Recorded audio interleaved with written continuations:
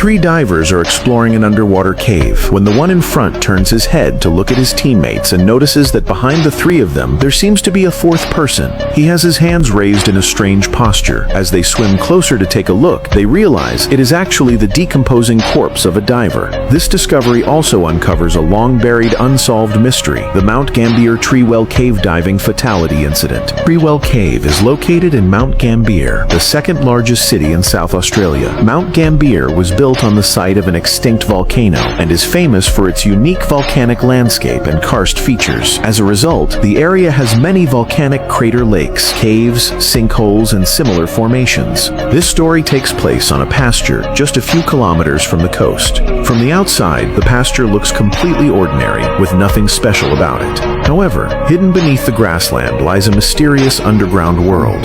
In 1938, the landowner Ashby was grazing horses there as usual when one of the horses suddenly tripped over something in the grass and fell. Ashby hurried over to check and discovered a hole in the ground that he had never noticed before. The opening was about 30 centimeters wide. Looking down revealed pitch-black darkness, and it was partially concealed by the surrounding grass, making it barely noticeable. To prevent anyone from falling in later, the farmer brought many football-sized stones and began throwing them in to fill the hole. But after tossing dozens of stones, he still couldn't see any sign of them hitting bottom. He kept throwing hundreds, then thousands, until he finally gave up. The hole seemed bottomless. The news spread quickly. In the 1960s, a diver became the first to descend into the cave using a ladder. After dropping about 7 meters from the surface, he reached the water level. It was confirmed that this was a limestone sinkhole formed over thousands of years by groundwater dissolving the rock. A few meters below the surface, a huge cavity had formed. When he reached the water, the chamber's diameter was already 17 meters wide. At midday, sunlight would shine straight through the opening, casting a bright beam of light that illuminated the entire chamber, a truly spectacular sight. Because of this, the underwater cave was named Treewell. The diver decided to explore further and discovered that the deeper he went, the wider the space became. On his first dive, he reached about 21 meters underwater without seeing the bottom. For safety, he ended the dive and returned to the surface. After that, more and more diving enthusiasts came to explore, gradually expanding the range of exploration. They discovered it was an extremely vast chamber, with the bottom located about 36 meters underwater. The stones the farmer had thrown in had piled up there, forming a small underwater mountain that later became a landmark for divers. In addition, at both ends of the chamber there were tunnels extending downward into the depths, but no one knew exactly. Some speculated they were part of an underground aquifer system. Others claimed they might lead all the way to the sea.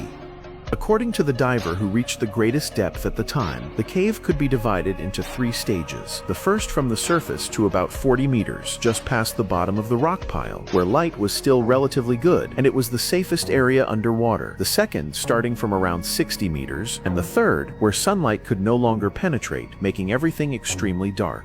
In the third stage, because the passages were narrower, the water could easily become stirred up and turbid. To explore beyond 60 meters, guideline ropes had to be properly set. On May 26, 1973, 9 divers from the same club arrived in Mount Gambier, South Australia, with their sights set on this mysterious underwater cave. Among them were the siblings Christine, Glenn, and Stephen, who came from a diving family. Christine, although only 19 years old, already had nearly 15 years of diving experience, and not long before, all 3 siblings had obtained the highest open water diving certification available then. Additionally, John Berkman, Christine's cousin, had 4 years of experience, which was respectable, but still made him a relative novice in this group.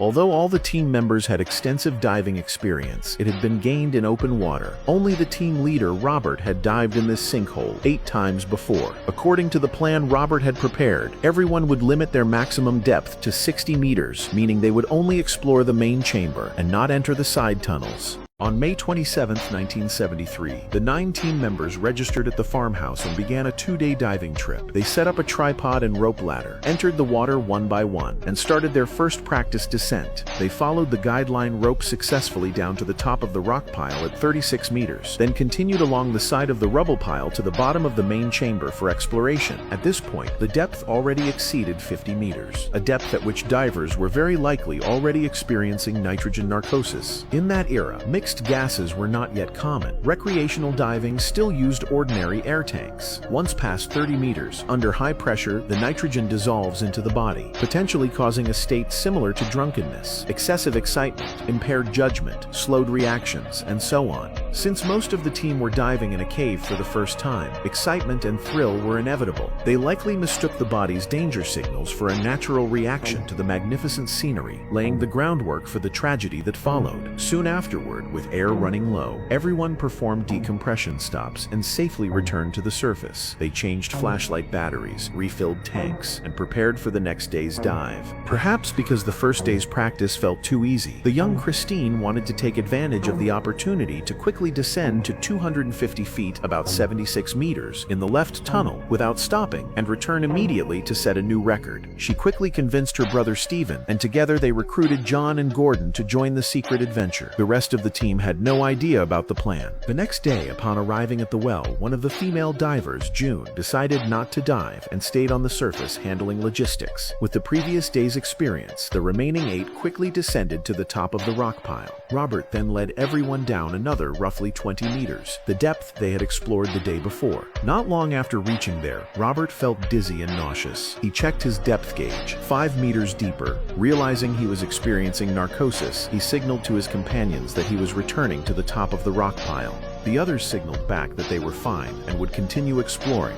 The group descended together to about 60 meters and paused there, staring into the pitch-black abyss below. Glenn noticed his air was getting low, not critically low, but enough to warrant returning. He tried to alert his sister Christine, but before he could tap her arm, he saw Christine and the others diving down into the abyss together. Glenn didn't think too much of it. He figured they would only go a short distance and come right back, so he decided to ascend to the rock pile and wait for them there. While Glenn was ascending, the remaining 6 divers swam deeper into the 3rd stage. Besides the 4 who knew about the secret plan, Larry and Peter had followed out of curiosity.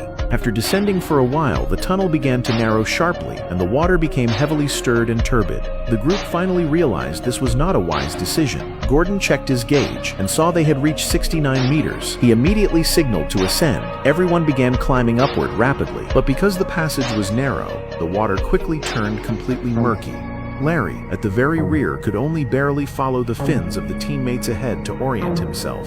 Suddenly, the fins in his view disappeared. He frantically swept his flashlight around and saw Christine and Gordon frantically slamming into the top of the tunnel like mad. He hurried after them and witnessed an even more terrifying scene. The 2 were in a domed section, waving their headlamps in panic, desperately searching for an exit. He saw Gordon gesturing with both arms that they were lost. At that moment, Larry's flashlight suddenly went out, causing him to panic as well. After banging on it hard, he fixed the issue, but during that time, he had drifted some distance. When he turned the light back on, he realized he was no longer under the dome. Just as he became disoriented, he suddenly saw another diver swimming deeper into the darkness. After a brief shock, Larry didn't dare stay any longer. His gas was almost gone. Survival instinct drove him to swim desperately upward. On the other side, Peter had also become lost. While groping around, he encountered another diver who seemed dazed and was also searching for an exit. Peter signaled for the other to follow him, using the faint light from above, and ascended quickly. With gas running out about 3 meters from the surface, he ultimately completed an extreme emergency ascent, seeing Larry and Peter surface one after the other. But still no sign of his brother and sister. Glenn didn't hesitate. He immediately took a spare tank from June's hands and went back underwater. He searched down to about 45 meters but found nothing.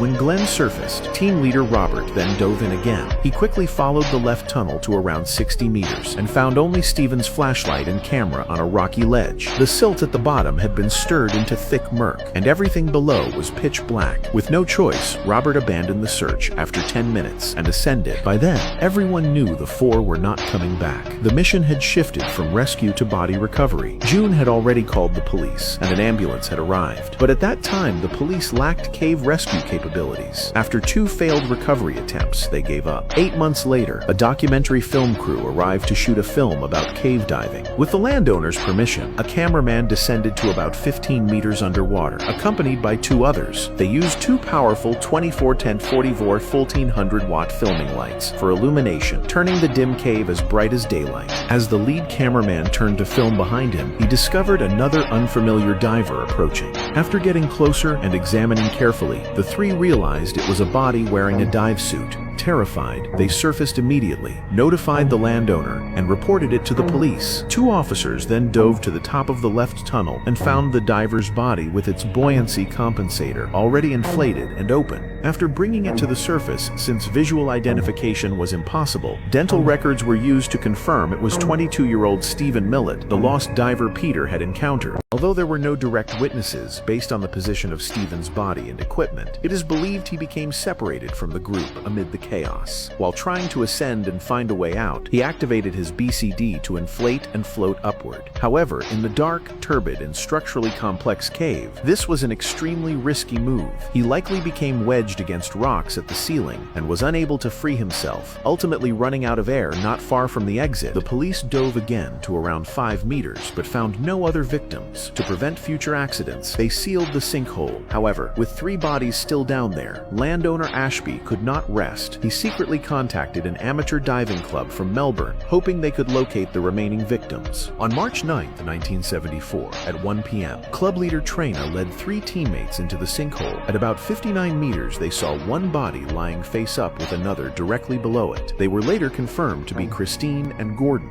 As mentioned earlier, at that depth narcosis was inevitable. With impaired judgment, the 2 had mistaken a recess in the tunnel ceiling for an exit. In reality, it was merely a dome that created a reflective effect. According to the accident investigation report, the 2 appeared to be tightly embracing each other, as if offering mutual comfort in their final moments. Continuing deeper, Traina found another body about 6 meters further down. She grabbed the breathing hose connected to the vest and tried to pull it up, but failed. Even with double tanks, Traina could only stay underwater for about 15 minutes, and by then she was already feeling significant narcosis. Not daring to linger, she returned to the surface. After nearly a year of rest, training, and recovery, Traina dove back to the same spot and finally managed to recover the body. It was confirmed to be John Berkman, the diver Larry had seen swimming toward the abyss. Clearly, John had been in a severe state of narcosis at the time. Subsequent forensic examination revealed diatoms in the victim's lungs, confirming that all 4 died by drowning. In the very year of the tragedy, 19-year-old Christine had appeared on the cover of an Australian diving magazine, beaming with a brilliant smile and full of confidence. The stark contrast between that image and her ultimate fate serves as the most deafening warning of all. This accident directly led to the founding of the Australian Cave Diving Association.